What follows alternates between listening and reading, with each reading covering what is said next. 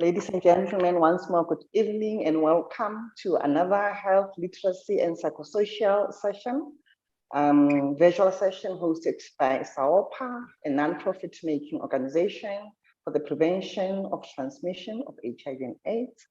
SAOPA delivers the following programs: healthy youth development, health literacy and psychosocial support, as well as empowerment, skills development, and training.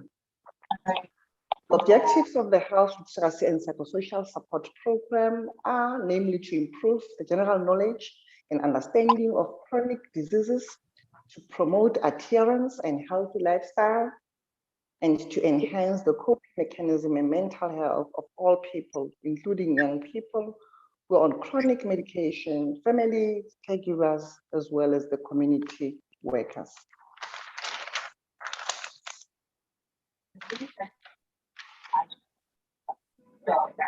You may all concur with me when I say that mind and bodies are powerful allies. How you think can affect how you feel. Conversely, how you feel can affect your thinking. An example of the mind and body connection is how your body responds to stress. Constant stress and worry may lead to body problems.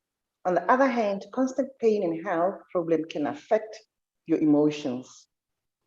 You might become depressed, you may become anxious and stressed, which could affect how well you treat, manage, or cope with your illness. But your mind can also have a very, very positive effect on your health too.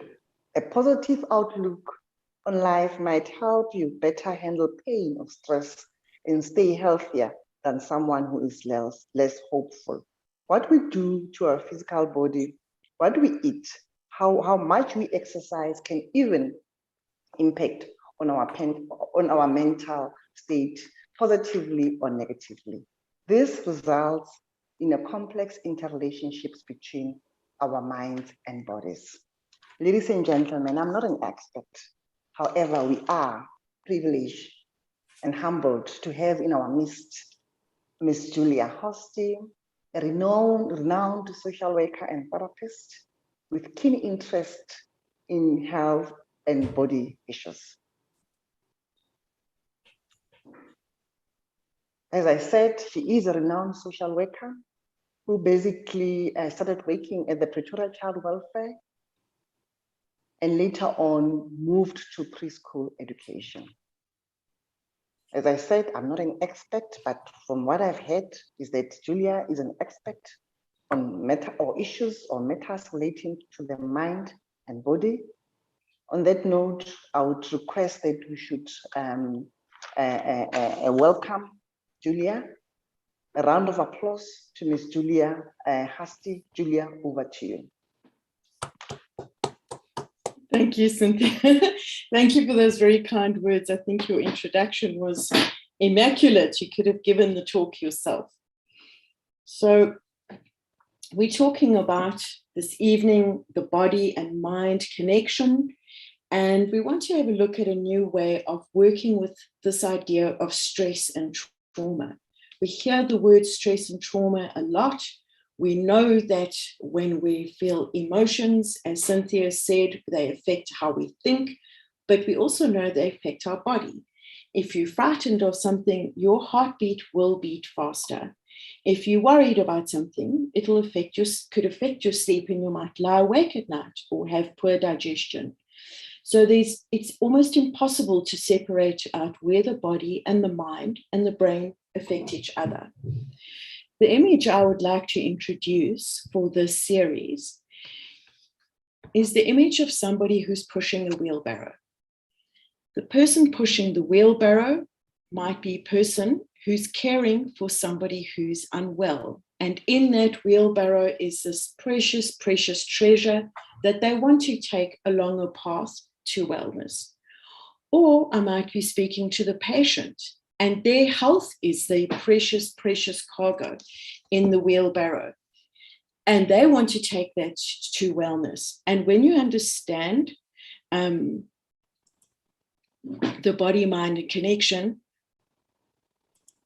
then you can start working with how to take care of the person who's pushing that wheelbarrow. If the person pushing the wheelbarrow starts to get tired shoulders or can't move anymore because of exhaustion, stress, and fatigue, they won't be able to take the precious cargo where it needs to go. So for this whole series, I'll be asking, let's have a look at the person pushing the wheelbarrow and how we can understand them better.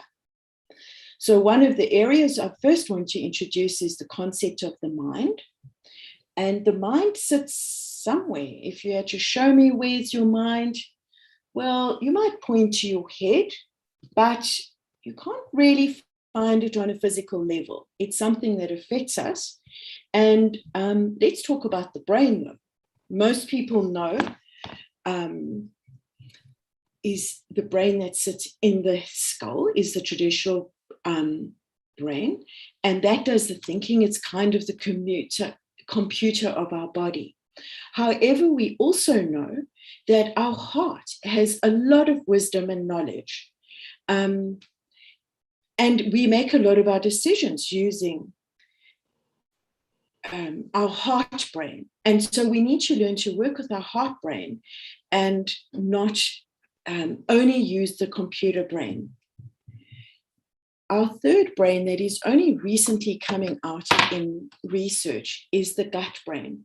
And many people know that they have a gut feeling, they have a gut sense, they're able to follow what they're doing just from that feeling in the stomach. And if we can learn to use our gut brain equally with our heart brain and our head brain, we can take our health and our lifestyle a long way forward. So, all of us have access to the knowledge of our brain and our heart and our body. All of us feel stress and trauma in different parts of our body. One more thing I'd like to say before I'd like to ask if there are any questions so far, is that the research that tells us these days is referred to neuroplasticity. And that's a good news word that says our brains can change and develop all the time. Our brains, if you learned a new word today, if you took a different path to find the same root, it means your brain is changing and growing and moving. And that's good news for all of us. It means we can learn new skills and new ways of doing things. So, are there any questions before I move on? Yes, I will have a question, Julia. While you're talking about the brain and the cells of the brain, it's a neurocell, and I imagine it's a specialized kind of brain and cell that is different to the other cells in certain ways. And obviously that would imply that it needs different nutrients to grow and to be healthy. Is there something like that on the cards in the course to come? Yes, there is. Yes and no. So the area in which I'm going to be working and talking is that the most simple, straightforward way to work with brain cells in the body-mind connection is through use. Earlier, you heard Cynthia, for example, talk about hope. You heard about changing mindset.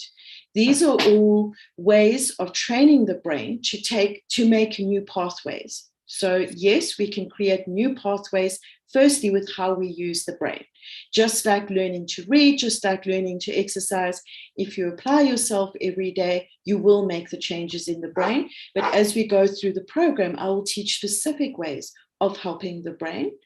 The other part, what you spoke about is nutrition, is we'll ask Tongi, who will speak, I think, on Wednesdays about nutrition. And of course, there are ways to nourish the brain, but the nutritional aspect's not my lane. My lane is how we can develop those cells purely through using them. Wow, thank you very much. Actually, Tongi is here at the moment. She might want to make a comment. I'm not sure. Tongi? Okay, she hasn't responded. Thank you very, That's very okay. much, Julia. Thank you, dear. Thank you. All right, I'll keep going. So the first part of the brain and this body-mind connection that I'd like to talk about is starting at the head brain and understanding the structure of the head brain. So a lot of people think that the brain is floating around in their skull and there's not much more information to it. And I always keep this coconut nearby to demonstrate to people the relationship of the brain in the skull. Our skulls are not nearly as hard and as solid as this coconut. Our brains, our skulls are made of a whole lot of small bones that interact with each other and actually have a very gentle movement of expansion and contraction. Inside the shell of our skull are 3 layers of tissue, which also each have a function that we'll talk about. And inside all of this is the brain. Now, most people know that the brain has a left and a right half, but not a lot of people are aware that the brain has a cycle of expansion and contraction within the skull. So what we have, I use this toy as a demonstration, is that the brain has a cycle of slowly expanding like this, and then contracting. As the brain and its brain cycle does this cycle of expansion and contraction, it moves all those beautiful fluids that are going over the brain and over the spine and keeps them circulating. A lot of the parts of your brain control parts of your body. So, for example, the part of your brain that helps you sleep and have good sleep cycles is sitting quite deep within the brain. Now, imagine through an injury, through an accident, a whiplash, a bad fall, a traumatic birth, someone has hurt their skull, and instead of their brain doing a beautiful motion like this and contracting, what's happening is the brain's doing a short cycle like this, and the part of your brain that controls sleep is not getting great circulation. So this is why we want to work with the skull, the brain, the circulation of the brain to make sure we get this beautiful expansion and contraction in the brain and the skull to keep it moving. All the parts of our body are moving all the time. You might think you're sitting still right now and there's not much moving.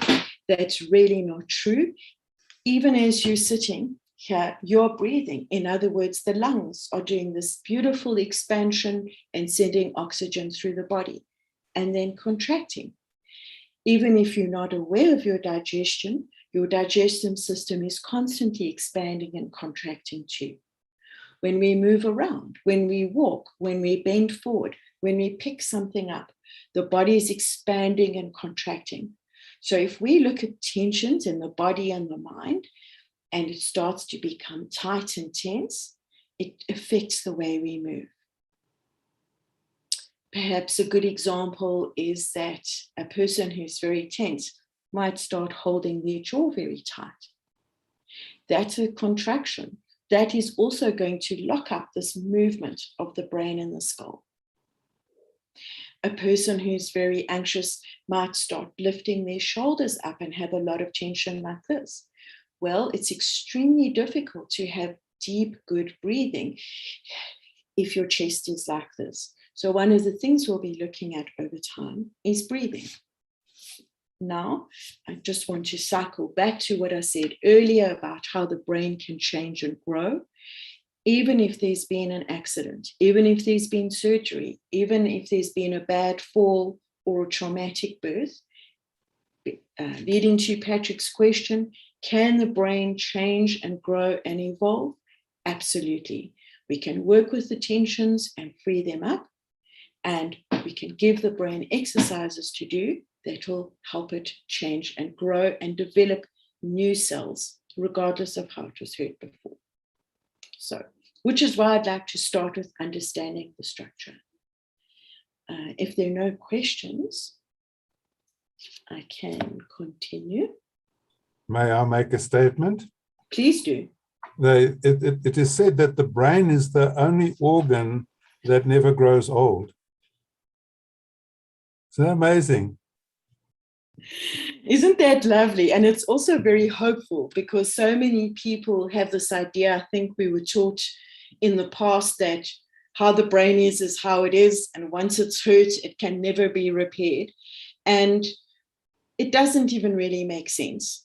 If you did something new today, that means your brain is changing and evolving. And if we give it clear directions and clear intention of what to do, we can continue to develop the brain. If there's nothing else, I will continue. Oh, Tongi sent a message saying it's very important to feed your brain. I'll touch on brain food. Thanks, Tongs. So let's have a look at the next aspect we will be discussing in detail, and that is the 5 senses. The 5 senses are the way that our brain and our bodies take in information through our environment. And let's make it simple. Say you're walking down a path and there's a hole there and there's some steps there and some smooth path there. Your eyes are going to tell you which one to choose, and you'll make a very simple choice. Now, if you're walking along and those 3 choices are there, but you're not looking, you're distracted, or you're so busy worried with what is going on in your mind, you might not see the hole and take yourself and your wheelbarrow with your precious treasure into the hole and get stuck. And suddenly you're in a difficult place. Or you might find yourself pushing up a set of stairs that is really very difficult because you were distracted or worried or confused and couldn't choose the simple path. So we're going to look at each of the senses over the time and say, how can we work with sight and learning to see clearly what the options are and the way forward, and each of the senses, and develop them so that we can live in a simple way. Maybe what I'm saying is that stress and trauma can make our lives feel complicated, can make decisions seem difficult. And as we work with stress, we start to change that. We start to release that. We start to get movement back in the body. We get movement in the brain so that this expansion and contraction, this new information can come in.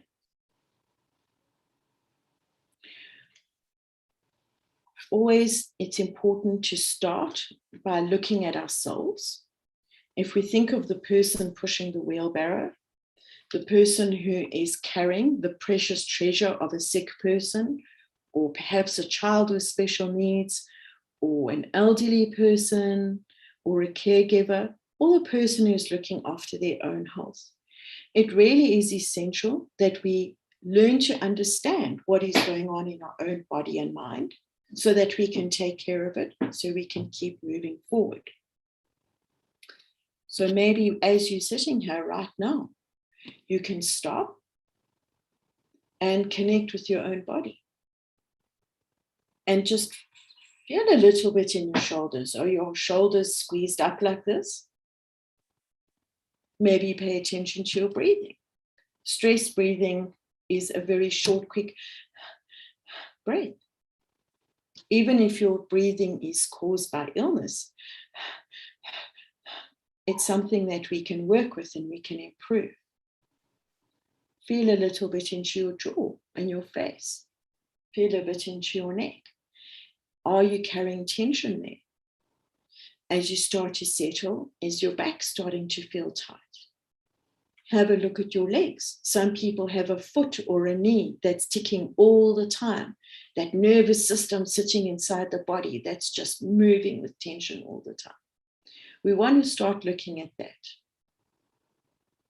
And so perhaps for this series, we'll start with the first exercise. And that is at least once a day. And I think, Patrick, I'm going to take the cue from you. Once a day, at night on going to sleep, or if you don't have an easy sleep routine, in the evening when you have a quiet moment, really do this exercise of connecting deeply with your whole body and your mind. Start at the head and become aware of tensions over the head and skull. A lot of people will say that they know exactly how their headache feels. They'll say, it's just here. And one of the ways to take care of it is to use your touch and really connect with that and feel, what does this body need? What does this head brain need to settle down? Or feel into those shoulders. And if you're becoming still and quiet and connecting with your body, you might feel your shoulders just need to simply start moving down. Maybe take a moment to feel into those hands or those legs that are holding on so tight. Take a deep breath and see if they're able to become freer and softer and more able to move. That's the first step of starting to work with how your brain is holding on to tension in your skull. I'd like to stop for a moment and ask if anyone has any questions or comments.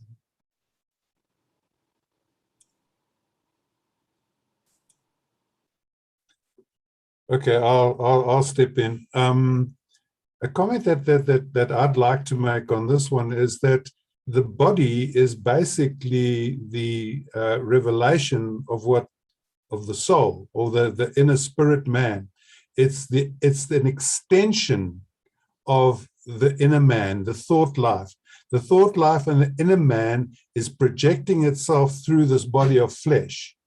And the condition of the flesh is usually, not only sometimes, but always, a reflection of the condition of what's going on in the head, what's going on in the mind, what's going on in the soul. Your thoughts determine who you are. You are your thoughts. And the rest of you is just billions and billions, or trillions, actually, of living cells. Every single cell is like a complete little body. It has everything that you are encapsulated in it. And it's like you're a community. You're a community of cells. And the head, the mind, is what rules this community of cells. Isn't that amazing?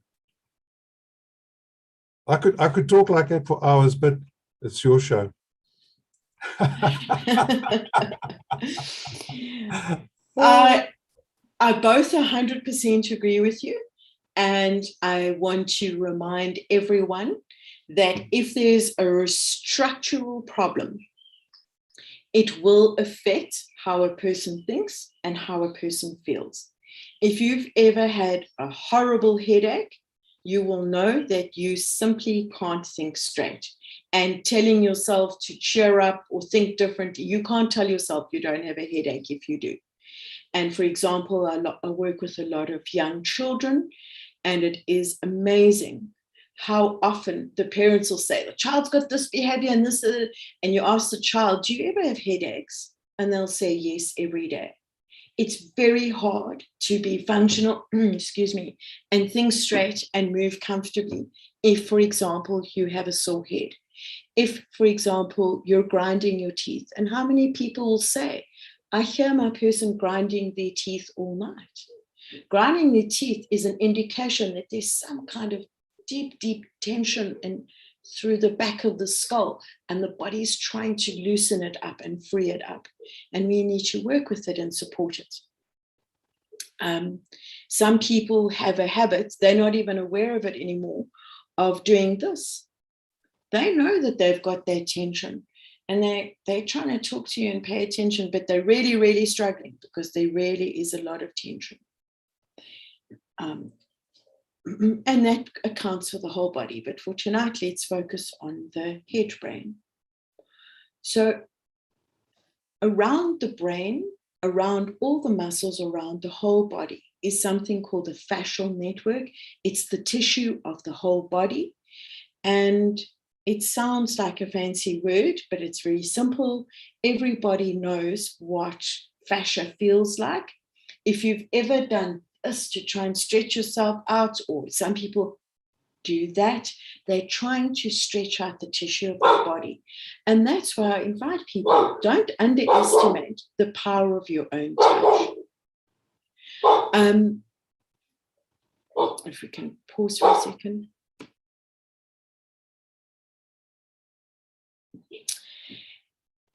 when a person naturally starts to do that, the difference between doing this sort of as a habit and doing this as a way to help yourself is really the difference in the kind of attention you're giving it. So if you realize when you do your exercise of connecting with your body and mind this evening, and you realize, Julia said, check my jaw, and actually, yes, my jaw is very stiff. And you took your very own hands, or if you're lucky enough to have someone else's hands, and you start rubbing in that tension. But you're rubbing in that tension, not just like this, softly. You're rubbing with it with the idea that if I loosen up this tension over my jaw, it's going to loosen up the tension over my whole head. And my brain that is sitting in my head is going to feel more comfortable. You'd be amazed at the difference in the way you're touching over your jaw. If you have a feeling that you want to touch along this joint along your skull, this is where two of the bones of your skull do join. Don't underestimate what you naturally, intuitively feel. Do it, but do it with the awareness that I'm helping my skull become looser. When my skull is looser, my brain can move more. When my brain can move more, there's more circulation, and I can cope better with my life. So maybe that's a second practice we're adding in tonight already. That exercise of really connecting with what is going on over the brain, the head, the body, through the neck. We'll keep ourselves to the top brain for now. And then starting to feel around using our very own sense of touch. What does this brain and skull need to feel more comfortable? Some people need a firm touch, and some people need a soft one. Some people want a turning movement. Some people want turning this way and turning this way. This is where your gut brain is going to come into play. If your gut says, this part of my skull wants a firm pressure with my thumb, and your gut brain tells you that's true, follow it. That's the use of your gut brain, is to give you that feel of what you need. Where does the heart brain come into this? Well, from our heart is where we care from. So if we're touching someone with knowledge of where their pain is, care for them from our heart, and a gut feeling of how I can help you, you're going to make all the difference than just touching someone randomly. I want to stop now and ask if there are any questions, any comments.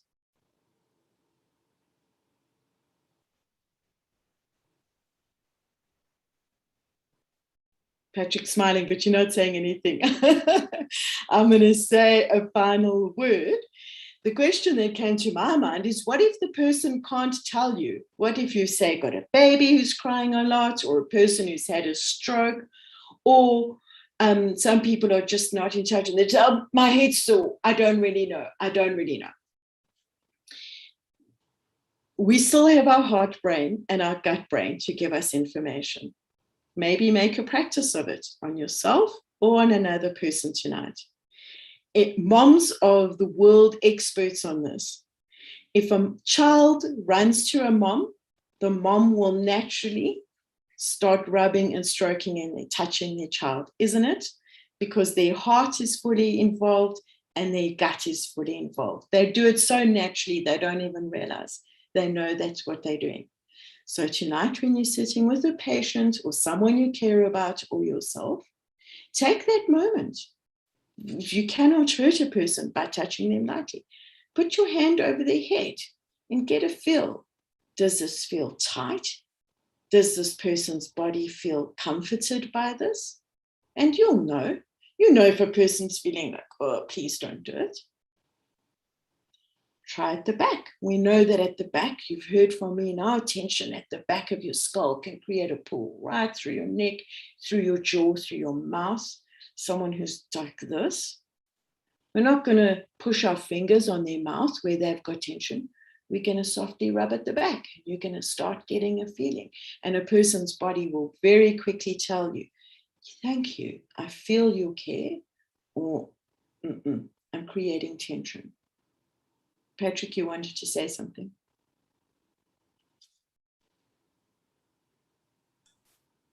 No, it's very interesting. I must say, I've never, the angle that I've come from was one from within, and you minister to your body from within your brain, from within your heart, from with who you are, and you're looking at it from a different perspective, which I'm finding so interesting because it's different, and it helps me to understand my perspective as well. Thank you very much.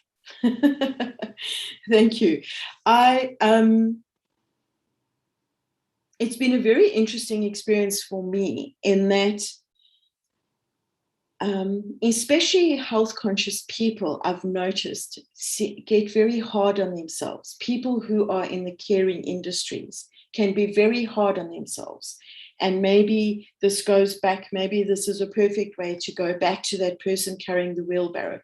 The person pushing the wheelbarrow with that precious patient or child in it. Sure, they're very demanding on themselves. They're always criticizing, I should do it that because I should do it better. Am I helping? I have parents phone me every day and say, am I doing enough? And that's very tiring. It's very draining, and it's very stressful to be always criticizing ourselves. The fact is, firstly, we need to look at structure. If there is an injury or some kind of trauma that will affect how we feel, let's work with that. And secondly, we all know the power of a caring hand is one of the most powerful, I want to say, drugs, medicines, therapies in the world. And so we're just taking what human beings have always known. When we greet, we reach out our hands and touch hands, or we hug. We know this already. It's part of human nature. And now we're saying, but when I hold my hand on your head or on your shoulder or on your jaw, I'm doing it with care from my heart and listening to my gut. Is this what is helpful to you? And if you're even doing it to yourself, you're helping that person who's pushing that wheelbarrow to take care of themselves. So when they can pick up that wheelbarrow again, they've got strength and focus to do what is needed.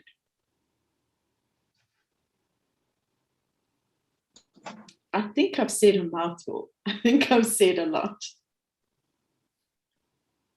You're on mute.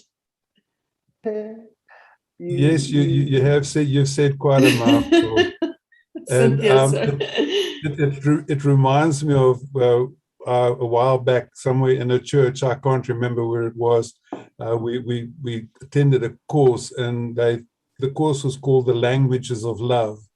And everybody had what they were saying, or what they were postulating, was that everybody has a different language, and where some people are very, very much more oriented towards touch and feeling, and others are more oriented towards words.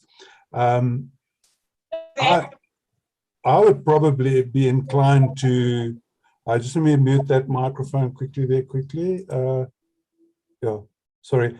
I would be inclined to say that maybe we should, each one of us, ask ourselves that are here, what is your language? But because to me, I love words. If somebody praises me with words, I smelt a lot more than if somebody were to start massaging my body as such. Although it's not like that with everybody. I mean, my wife is allowed to touch me and massage my head, and it's wonderful, you know. I think we're all different in that case, but you definitely have a very, very strong point there, and I agree one wholeheartedly. So could I maybe summarize one more time to say, firstly, in looking at the body and mind connection, it's critical to also remember that there's structure. A person might have gotten hurt, physically hurt, and that we can't forget about that, because we're working with potentially with patients. And medicine can do that, and operations can do that. And we shouldn't forget about that as being part of a person's life. And secondly, in taking care of ourselves, we might also have fallen off a bicycle and hit our heads. And before we're too hard on ourselves and say, I should do more and should we do better, let's look tonight at this exercise of saying, am I holding tension in my skull, in my neck, in my jaw, in my mouth? And what would my body like? Would it like a firm touch or a softer touch? To start beginning working with that so we can understand ourselves and our patients better. From a meditation perspective, you're finding that space of relaxation within your mind first, and within your heart, emotions, and what you see and what you hear around you, and everything around you. You become silent, you become quiet within your own being. And in that becoming quiet, it's the whole body responds empathetically towards the peace that you are actually bringing to your mind. Obviously, what we're talking about, Julia, if we may just say to the people that are listening, these are exercises and that help people with chronic illness to actually fight pain. Because if somebody could come and massage your head, and that gives you such a feeling of peace, and it makes you forget the pain, and you are relieved of that pain, and especially if you're receiving a love is coming in as well at the same time. Caregivers, family caregivers, and so forth. If you have somebody in the family that is suffering from a chronic condition, this is the perfect way that you can serve them and help them overcome their pain. It's a real, very, very, very real mode of healing that we're talking about now, and it's not airy-fairy. It's real. That's what I've got to say. I think Tongi has something she wanted to say, and Cynthia nearly said something, but let's go Tongs first. Yes. As Patrick is talking about this love language of touch, when people are in hospital, whether they're in a coma or in pain or just sleeping, you'll find out that they're touching their hands, they're stroking their arms, they're touching their legs. So I think, for me, I think it's more of like you, Patrick, spoken words, but at times as kids, as you said, the motherly instinct in me with a child, it's automatically you touch, so I'd like to believe I got both now, so when you are talking about chronic illness, it's not only chronic illness, it's just all kinds of that's comfort more than anything. Thank you.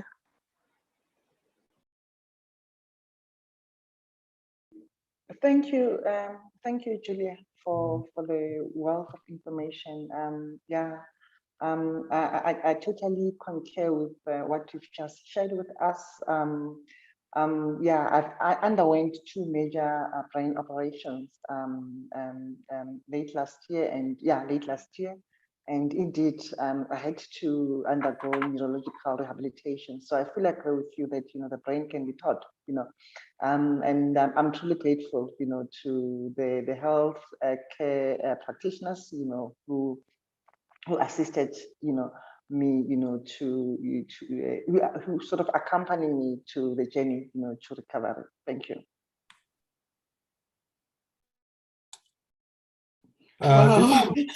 Thank you.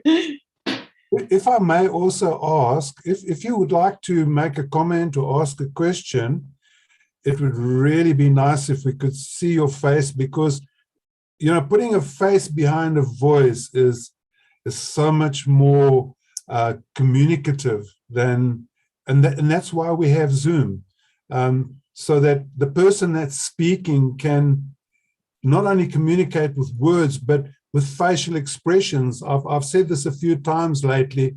I've read in a manual somewhere that on communication, that they reckon that the face communicates 60% of the message, and the verbal, or that which is coming out, is only communicating 40% of it. So can you imagine how much more you could really affect people and minister into their lives, teaching them something that is health-giving, something that is giving them life. So much more when you show them your face. Showing them your face is part of therapy, I believe. Thank you.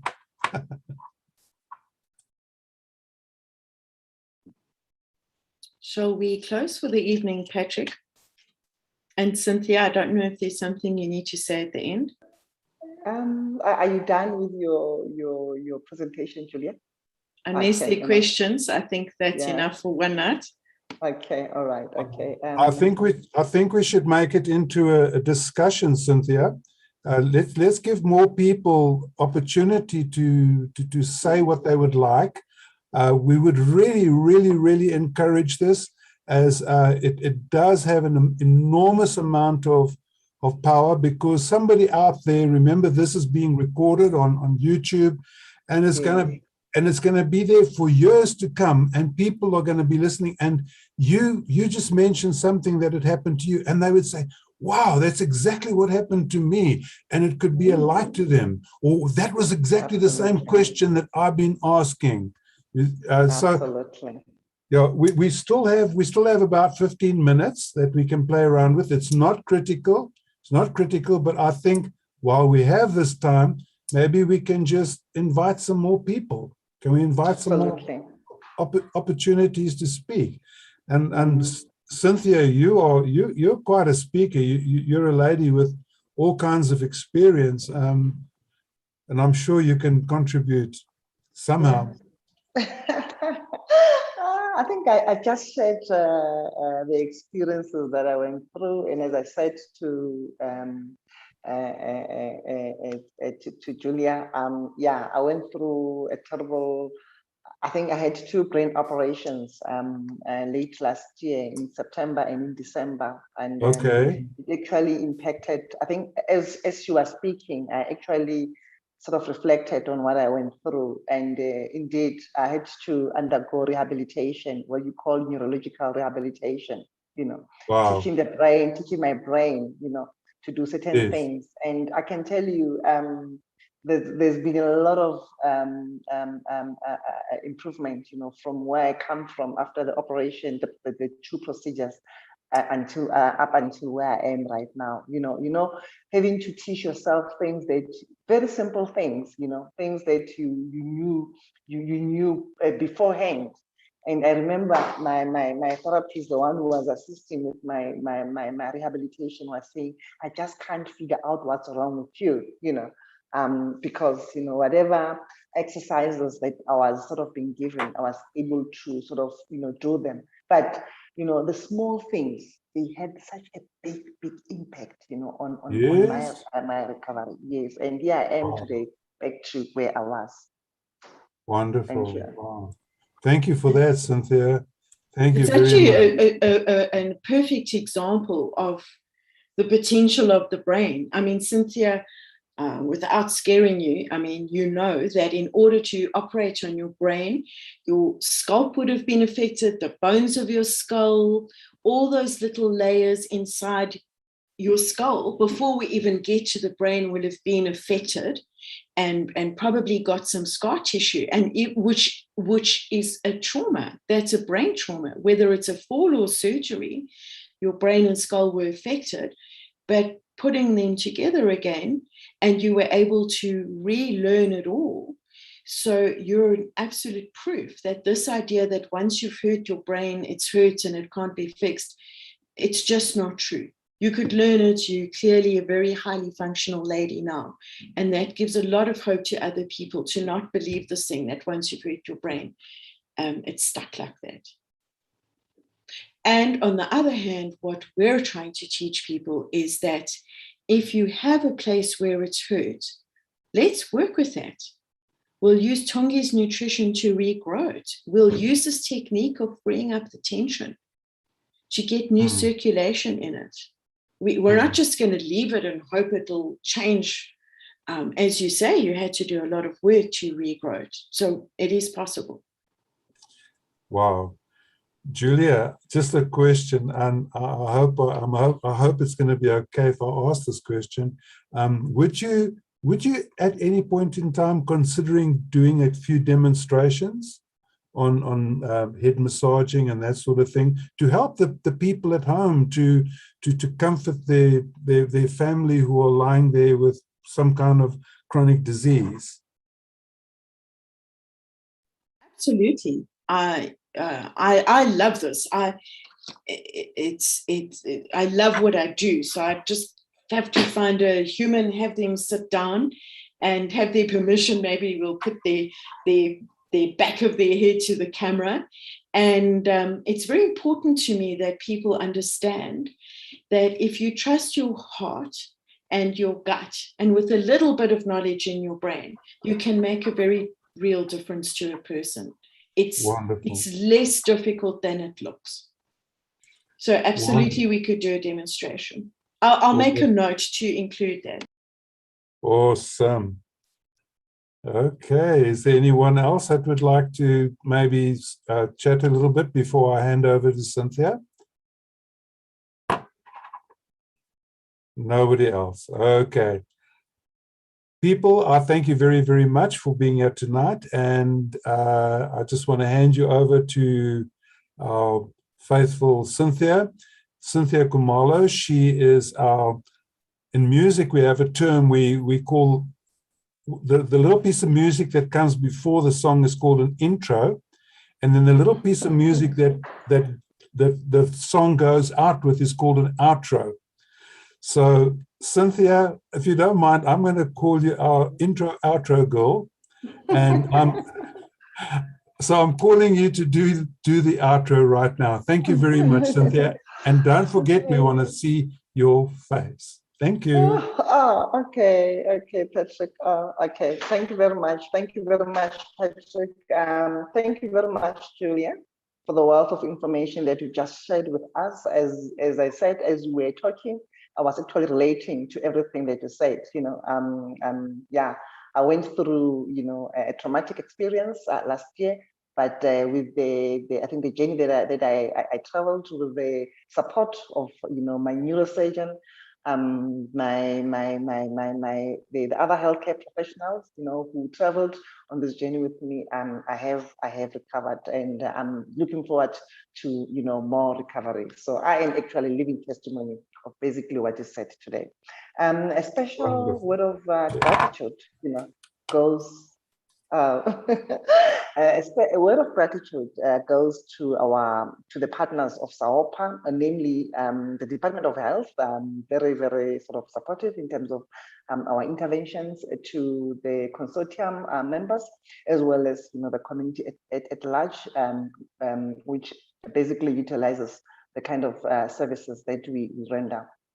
Also, a word of gratitude also goes out to the healthcare workers, who attended the previous debriefing program. We remain inspired, as SAOPA, and we know that we aspire, to continuously put in new programs so that you guys can actually be better caregivers. I just alluded to the fact that I'm living testimony. With a better caregiver, you can succeed. On that note, ladies and gentlemen, thank you very much. And remember, tune in tomorrow for another session. Thank you very much. Thank you. Bye. Bye-bye. Bye-bye. Thank you. Bye. Bye. Bye.